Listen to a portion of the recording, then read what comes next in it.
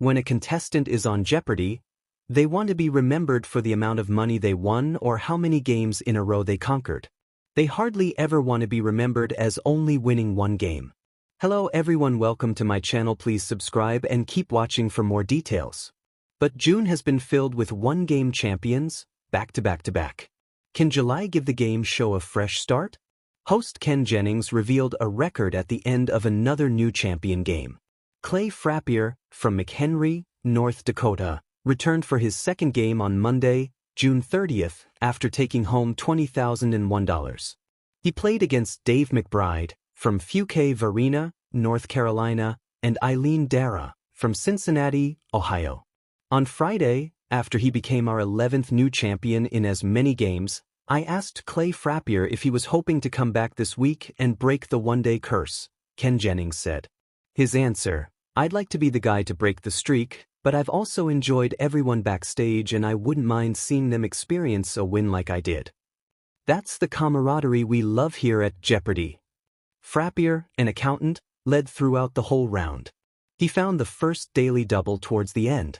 With $6,400 in his bank, he wagered $2,000, which would have still given him the lead no matter the outcome. In Chinese history, the clue read, like events 70 years later, in 1919, student demonstrators took control of this plaza to protest government actions. He was correct with his response of Tiananmen Square, giving him $8,400. Frappier was then $5,000 ahead of Darragh, a teacher. At the end of the round, Frappier had $9,200. Darragh was in second with $2,200. McBride, a compliance consultant, had $1,400.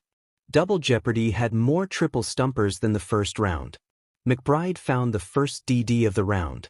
He moved up to second place with $6,600. McBride wagered $3,600.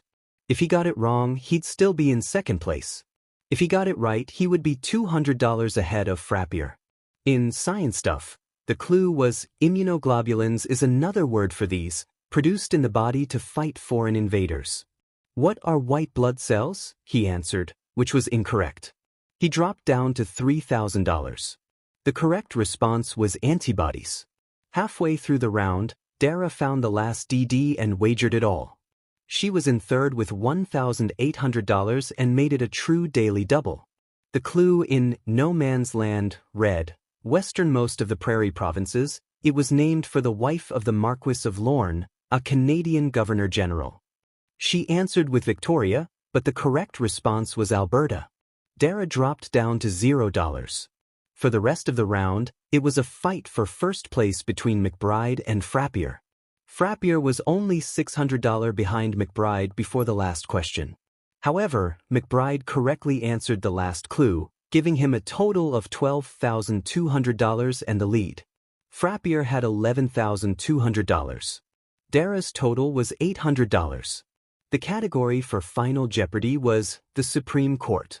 The clue was, in this case, our consideration is limited to the present circumstances about equal protection in election processes.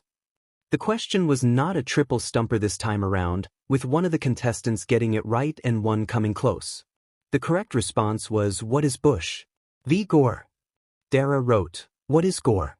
V. Bush. Even though she had the right names, it wasn't the name of the case, so it was wrong. She wagered $799, ending with $1. Frappier, the reigning champion, did not give a response. He wagered $1,001, ending with $10,199.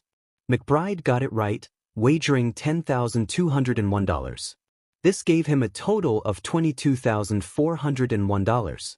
That made McBride the night's winner, cementing the 12th straight one-day winner this month. "We could tie the record tomorrow, 13 one-game champs in a row," Ken Jennings said to end the show. The last run happened from July to September 2002.